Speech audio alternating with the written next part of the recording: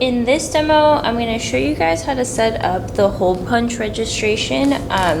For this class, the best way to register your paper is by pin and hole punch. So we'll go ahead and explain what that is in this demo here. So registration in general is the system that you're going to use to line up each one of your prints while you're printing. That way when you're printing multiple colors, they'll land in the same spot and you'll get your image to look like the way that you want it to.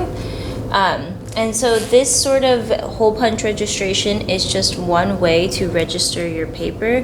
When I talk about printing, I'll talk about different ways to line up your paper with your screen and to print your images on the same spot as your paper.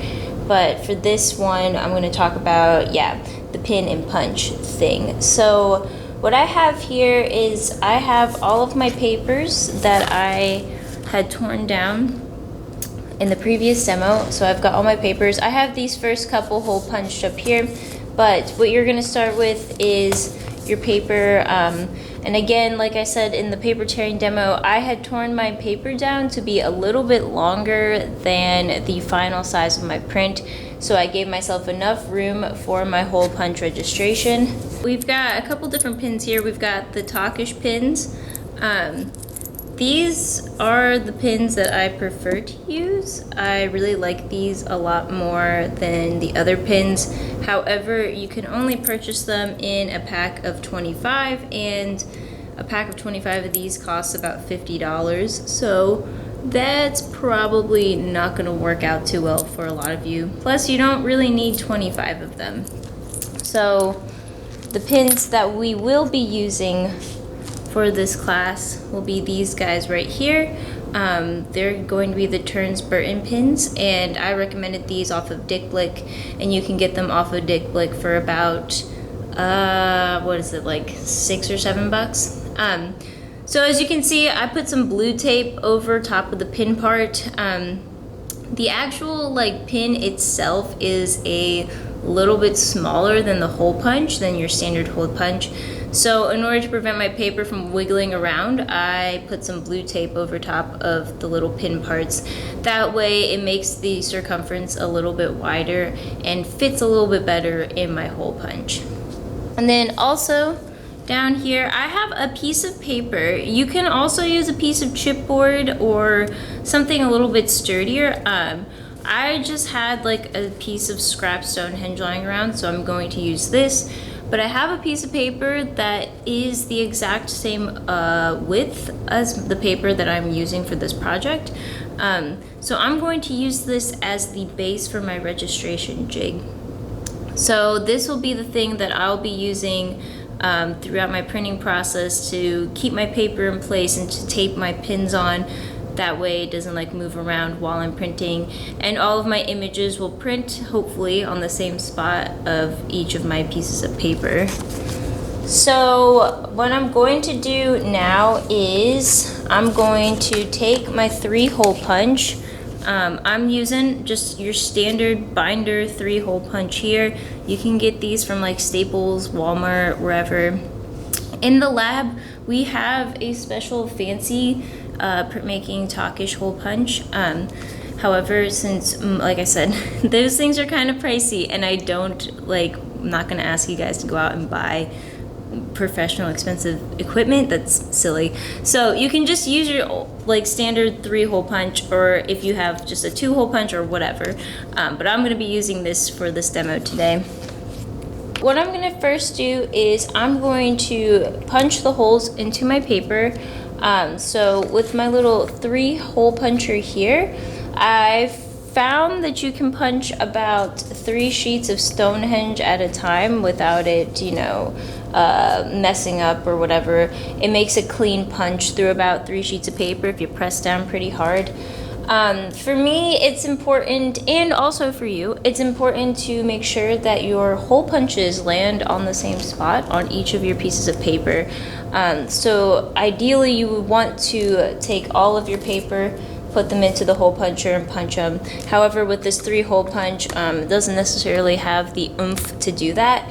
So we're gonna just try our best to make sure that they line up the same spot on each piece of paper. So I'm gonna start by taking some 3 sheets of Stonehenge here that are all the exact same size. You want to make sure that all of your paper is the exact same size when you're doing this, because if it's not, then you're going to get some misregistration issues, and things just won't line up the way that you want them to. A good thing to remember with registration and with like printmaking in general is that like you want to be consistent with your stuff. So as long as you get everything like the same size, you know, you do everything the same way, things should turn out the way that you want them to. So it's best to not take any shortcuts if at all possible, at least not when starting out. You want to make sure that you got all of your ducks in a row and everything is the way that it ought to be. So I'm going to take my 3 sheets here and I'm lining up, since my paper here is about 7 inches wide. I'm only going to be using the 2 hole punchers at the end here. At the end of my little 3 hole punch, my binder hole punch, there is a flat edge that I'm leaning my paper up against. And with each sheet of paper that I'm pressing, I'm going to make sure that it's lined up with that edge right there. That way, again, all of my punches are going into the same spot. So if you have a binder hole punch here, you won't be able to create prints that are wider than your standard sheet of paper, which would probably be about, what, like 11 inches. So, you know, it's kind of a little bit limiting that way. However, if you guys are printing at home, you know, you probably aren't going to be making giant prints as is. So the 3 hole punch is probably a good size for like your standard print that you're going to be making at home. So I'm going to line it up here, and then I'm just going to press down as firmly as I can to make sure it punches all the way through. And that worked out pretty well. So I've got my pieces of paper, they got their hole punches in them. So I had made a mark on another piece here that from the edge of the binder puncher to the first hole is about 1 1/8 inch, just in case like they do get unaligned on my other pieces. But if I line them all up here, yeah, they're all punched in pretty much the same spot.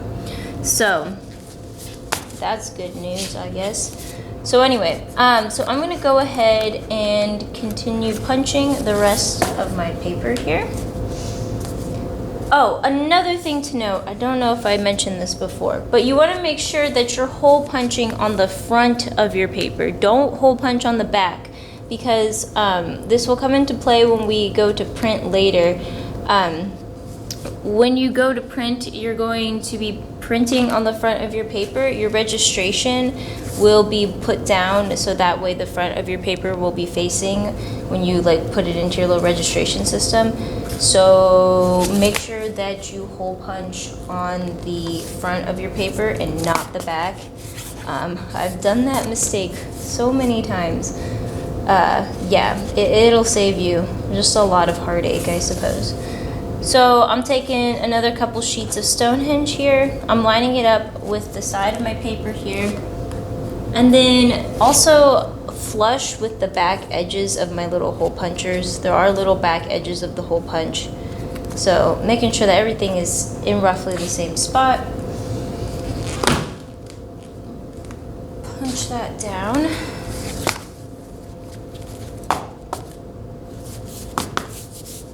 It looks pretty good. Yeah, I think that looks okay. And then my last few sheets of paper.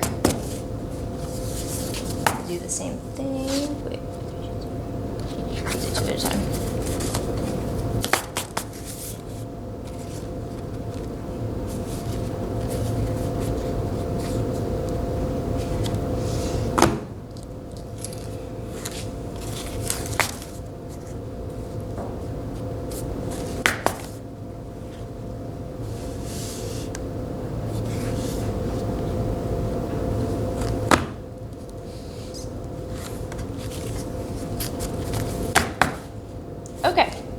so I've got all of my paper punched.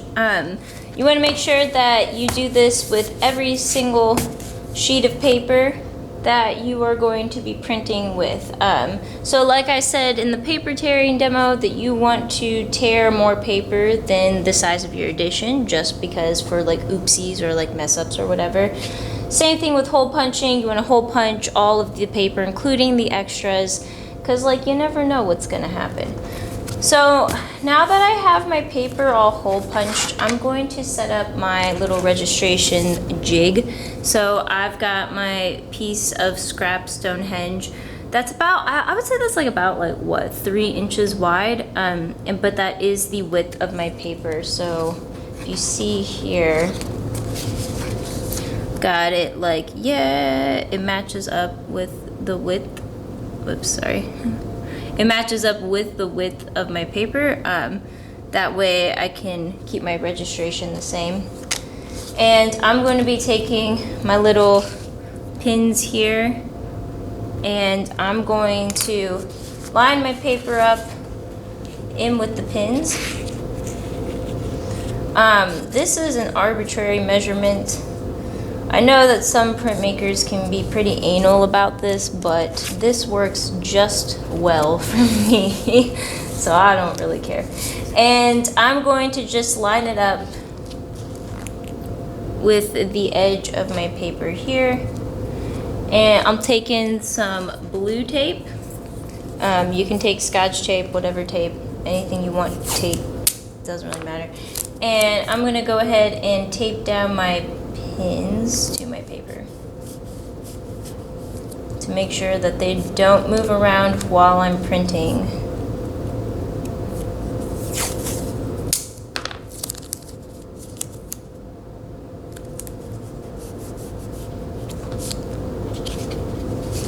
And I'm just gonna go ahead and put some good tape on there. You know what I'm saying? Like I'm gonna tape these things down a bit, because I don't know, I don't want them to move around when I'm trying to print. It's a pain. So yeah, taping them down.